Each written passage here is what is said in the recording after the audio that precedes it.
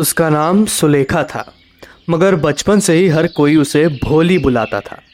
अनाड़ी भोली। नंबरदार रामलाल की चौथी संतान भोली जब 10 महीने की थी तब सर के बल चारपाई से नीचे गिर गई और शायद तब ही दिमाग के एक हिस्से पर चोट लग गई उसे। तब से वो अपने साथ के बच्चों से थोड़ी पीछे रहती थी, इसीलिए वो थी अनाड़ी भोली। बचपन में भोली को सब सुंदर कहते थे, मगर 2 साल की उम्र में ही भोली को चेचक हो गया था, यानी कि स्मॉल पॉक्स। उसके पूरे बदन पर और चेहरे पर काले गहरे दाग हो गए थे। केवल आंखें ही बच पाई थी भोली की। छोटी उम्र में सुलेखा यानी भोली बोल नहीं पाती थी। 5 साल की उम्र में जब उसने थोड़ा बहुत बोलना सीख भी लिया, तब हकलाने पर बाकी सब बच्चे उसका मजाक उड़ाते थे, इसलिए वो बोलती भी कम ही थी। रामलाल की 7 संतानें थी, 3 बेटे 4 बेटियां। उनमें से सबसे छोटी थी भोली। संपन्न किसान घराना था रामलाल जी का। रामलाल जी के यहाँ खान पान में किसी को कोई कसर नहीं थी। भोली को छोड़कर सब तंदुरुस्त और मजबूत ही थे। लड़के शहर में पढ़ाई कर रहे थे और सबसे बड़ी बेटी राधा की शादी पहले ही हो गई थी। मंगला की शादी तय हो गई थी। इसके बाद रामलाल जी चंपा बेटी की शादी कराने के बारे में सोचने वाले थे। तीनों बेटियों की शादी में कोई कमी नहीं थी, क्योंकि उन्हें शक्ल सूरत की भी कोई कमी नहीं थी। मगर भोली की न शक्ल थी, न सूरत और न ही बुद्धि। जब मंगला की शादी हुई थी तब भोली 7 साल की थी। उसी साल गांव में लड़कियों के लिए 5वीं तक का स्कूल भी खोला गया था। तहसीलदार साहब उद्घाटन के लिए जब आए तब रामलाल जी से मिलकर उन्होंने कहा, आप तो नंबरदार हैं, यानी कि गांव के राजस्व अधिकारी। आप तो सरकार को दर्शाते हैं गांव में। आपको सबके लिए उदाहरण बनकर अपनी बेटियों को स्कूल भेजना चाहिए। उस रात रामलाल ने अपनी बीवी से इस घटना पर बात की। वो बोल पड़ी, पागल हो गए हो? अगर बेटियों को स्कूल भेजोगे तो उनसे शादी कौन करेगा?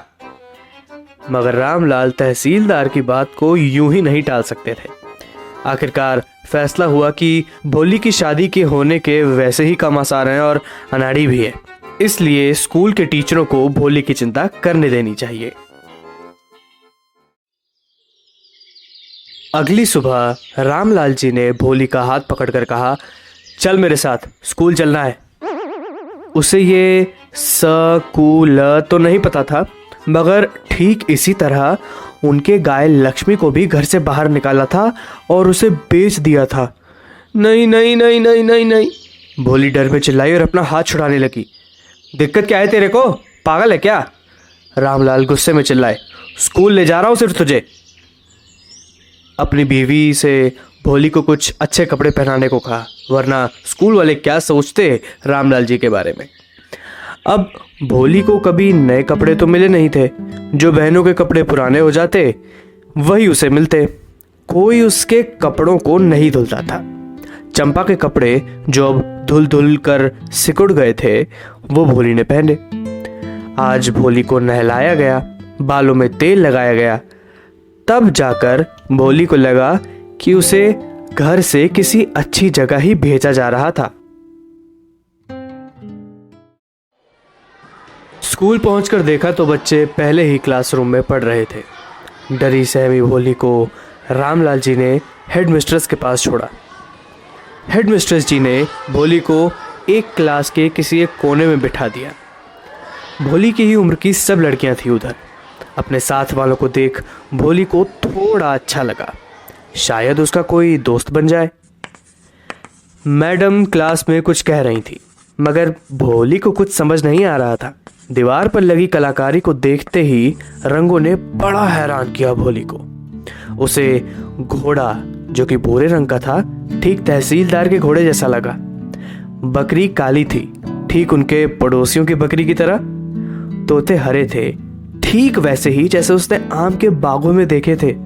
और जो गाय बनी थी एकदम उनकी लक्ष्मी की तरह थी। तुरंत भोली ने इस बात पर भी ध्यान दिया कि मैडम जी ठीक उसके बगल में आकर खड़ी हो गई हैं, मुस्कुराती हुई। क्या नाम है छोटी? मैडम ने पूछा। भुप भुप। भोली इससे ज्यादा हकला नहीं पाई और रोने लगी। सभी बच्चे हंसने लगे। भोली ने शर्मसार होकर अपना सिर अपने पैरों में ही छुपाए रखा। स्कूल की घंटी बजने पर जब सब बच्चे भाग गए अपने घरों को, भोली तब भी वहीं सुबक रही थी। भोली, एक बेहद प्यारी आवाज ने पूछा। उठो। भोली ने इतनी प्यारी आवाज पहली बार सुनी थी। ये मैडम भोली पर हंसेंगी नहीं। चलो अपना नाम बताओ, मैडम ने कहा था उसी प्यारी आवाज ने।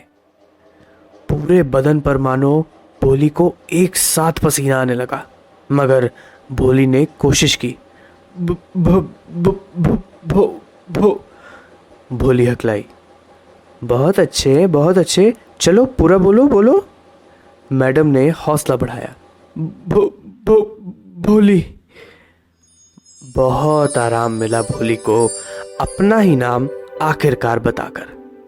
बहुत अच्छे, मैडम ने कहा। दिल से डर को निकालोगी तब तुम भी सबकी तरह बोलने लगोगी। सच्ची? हाँ हाँ, बहुत आसान है, तुम्हें बस रोज स्कूल आना है। आओगे ना?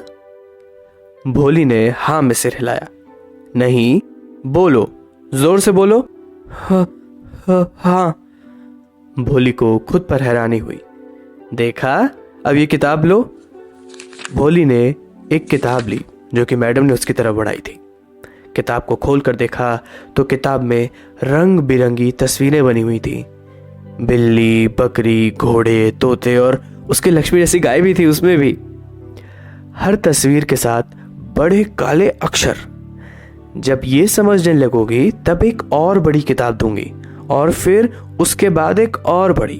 फिर तुम इतना कुछ जान जाओगी जितना पूरे गांव में कोई नहीं जानता। फिर हर कोई तुम्हें इज्जत से सुनेगा और तुम्हें इज्जत देगा, क्योंकि तुम गांव की सबसे समझदार लड़की बन जाओगी। समझ गए ना? जाओ घर जाओ, कल सुबह जल्दी स्कूल आना।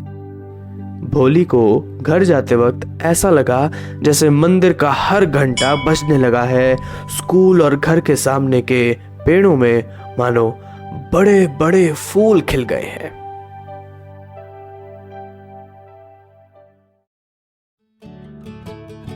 और ऐसे ही कई साल बीत गए। गांव अब छोटा शहर बन गया था। प्राइमरी स्कूल अब हाई स्कूल बन गया था। टिन के शेड के नीचे अब सिनेमा खुल गया था और एक कॉटन मिल भी। और ट्रेन अब इस गांव में रेलवे स्टेशन पर रुकने लगी थी। बिशंबर जी का रिश्ता मान लूं? रात के खाने के बाद रामलाल जी ने अपनी पत्नी से पूछा था। हाँ और क्या, वो बोली। इतना बढ़िया लड़का मिला है भोली को, उसके तो भागे खुल गए। बड़ी दुकान, बड़ा घर और खुद का घर, इतना सारा पैसा और दहेज भी नहीं लिया। बात सही है, रामलाल जी बोले कुछ हिचकिचाते हुए, मगर वो मेरी उम्र का है और लंगड़ा भी है और पहली बीवी से हुए उसके बच्चे भी बहुत बड़े हैं। रामलाल जी ने कहा। तो क्या, श्रीमती जी ने जवाब दिया। 45-50 कोई बड़ी उम्र नहीं होती आदमी के लिए, और दूसरे गांव का है इसलिए भोली के दाग के बारे में नहीं जानता। मान लो ये रिश्ता, वरना सारी उम्र घर पर रखना पड़ेगा उसे। भोली से पूछ लूं? रामलाल बोले। उस अनाड़ी से क्या पूछना? श्रीमती जी फिर बोली। भोली ये सारी बातें आंगन के कोने में बैठी चारपाई पर लेटी हुई सुन रही थी।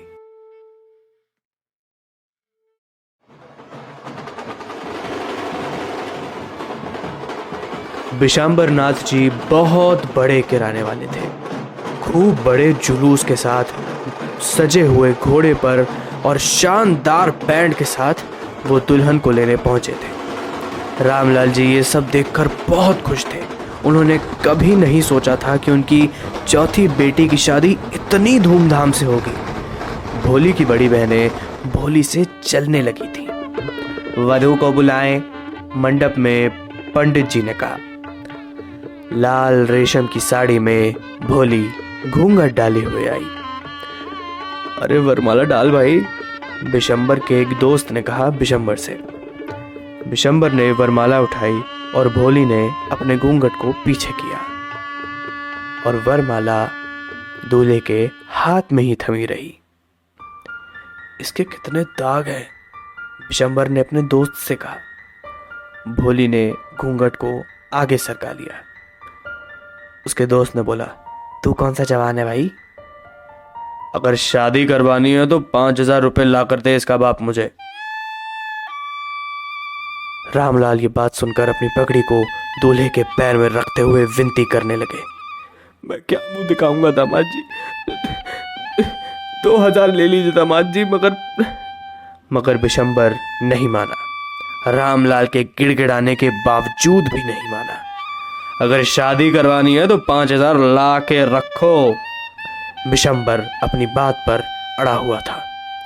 रामलाल जी गिड़गिड़ाते रहे, भीख मांगते रहे, मगर आखिरकार आंखों से आंसू बहाते हुए तिजोरी से पैसे लेकर उन्होंने बिशंबर के पैरों में रख दिए। बिशंबर के चेहरे पर जीत की मुस्कान थी। ले आओ माला, बिशंबर बोला। एक बार फिर घूंघट पीछे किया भोली ने, मगर इस बार भोली सीधा बिशंबर की आंखों में देख रही थी। गुस्सा नहीं था उसकी आंखों पे, नफरत भी नहीं थी, बस अवमानना थी भोली की आंखों में। वरमाला अपनी गर्दन में पड़ने से पहले ही भोली ने वरमाला को एक हाथ से पकड़ दिया। सब हैरान थे कि आखिर ये हो क्या रहा है। इससे पहले ही कि कोई कुछ आगे सोच पाता, भोली ने वरमाला को लेकर सीधा हवन कुंड में डाल दिया।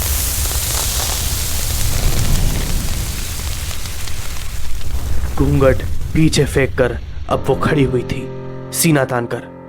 पिताजी, बिना हकलाए तेज आवाज में पहली बार भोली को पूरा परिवार सुन रहा था। मुझे इससे शादी नहीं करनी, अपने पैसे वापस लीजिए। क्या पागल हो गई है भोली?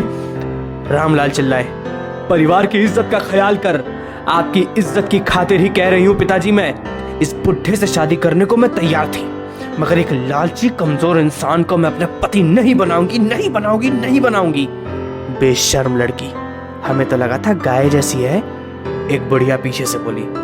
हाँ काकी, इस गाय को ही इस पत्थर दिल जानवर के हवाले कर रही थी ना।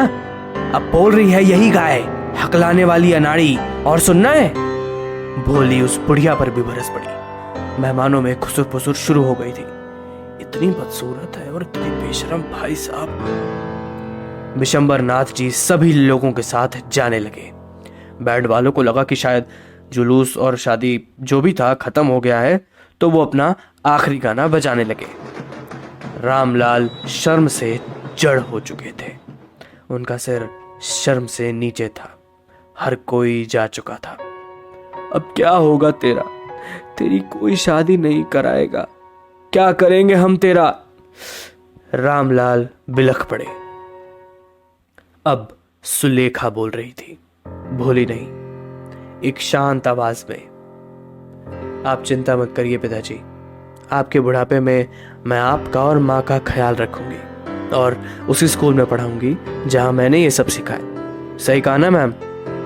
सुलेखा की मैडम जो अब तक कोने में खड़ी ये सब देख रही थी, बोली, बिल्कुल बोली।